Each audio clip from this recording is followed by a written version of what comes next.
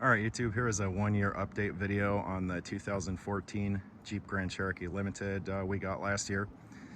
I think it had right around 130,000 on it when we picked it up. And I don't remember what I said in the first video of it, but my buddy who works at the Jeep dealership picked it up from the owner very inexpensively because it had a computer issue and they didn't want to deal with it. So he fixed it at the dealer, I picked it up. Long story short, this is one of those probably neglected Chrysler products that you hear about that wind up giving them a bad rep. Because we've never had any issues at all with our 2016 with the Pentastar. But I've always heard, you know, Pentastars are notorious for, if they overheat, it pretty much does catastrophic damage. Come to find out, after breaking down about 3 times, multiple tows, and about 2 months in and out of the shop, sure enough, it had had the oil cooler filter housing crack, causing coolant loss, and the previous owner had overheated it, which I was not aware of. And so the first couple months, it was a nightmare. It kept overheating, kept going back, you know, thermostat, hose, water pump, I mean, all this other stuff. And ultimately, at the end of the day, it was determined that due to the original overheat event, that the heads were bad. So in Christmas time last year through January, it was down for about 6 weeks, having the heads replaced with new, you know, Mopar heads at the dealer. And what else have we had to do to it? New steering rack, which was really expensive. I think that's it. Oh, I know, it did something crazy. We were right before the engine and the overheating thing kind of took it out of commission. We were driving it, so it's got 142, I think it said. So we put about 12,000 miles on it.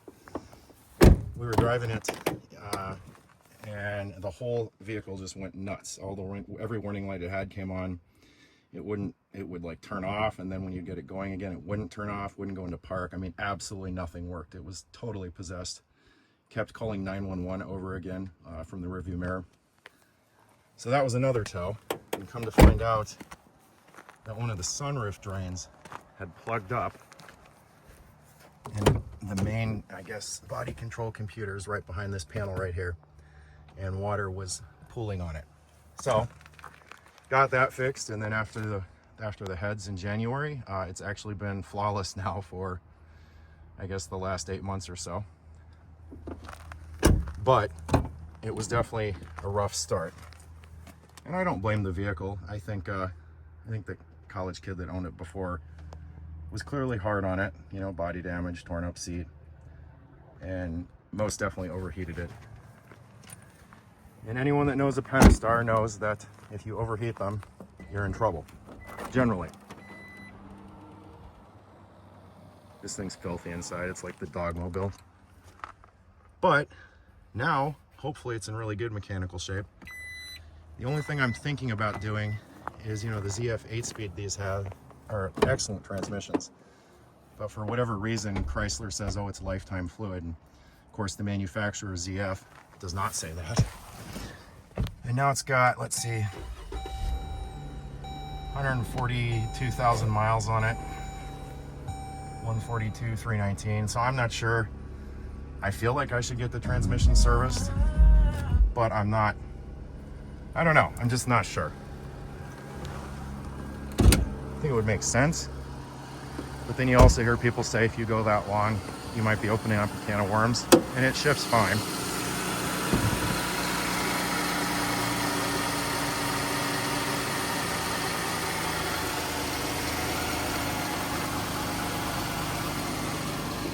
So I guess the moral of the story is the quote, cheap Jeep did not end up being cheap at all. But now it's running and driving great, so we will officially drive it into the ground. Just keep it maintained. Anyway, leave a comment if you think I should get the transmission serviced. I mean, we all know ZF says that I think ZF's website talks about doing it at 60,000 mile intervals. Of course, Chrysler says forever, but a lot of manufacturers are doing that these days as kind of a gimmick to basically advertise low cost of ownership. Plus, they don't care how long it lasts. They only care that it gets through the warranty period. So, kind of on the fence. They're saying to service the tranny will be about 1,100 bucks because you've replaced the pan. The filter's built into the pan. So, other than that, here it is. 1 year in.